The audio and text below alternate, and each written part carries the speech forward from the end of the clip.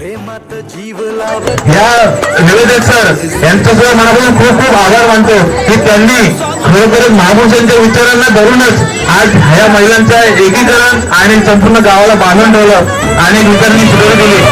ही झेप घ्यायला भाळ खाली घेते. आता 10:30 वाजलेले आहेत तरी आमच्या सर्व महिला मुली लहान मुलं अजूनपर्यंत पद धरून इथे आहेत. थोडं महिलांचा सन्मान म्हणून काहीतरी प्रयोग करावा ही इच्छा कमिटीच्या मनात होती आणि तो प्रयोग केला आणि तो खरोखर अप्रतिम आणि सक्सेस महासक्सेस म्हणता येईल.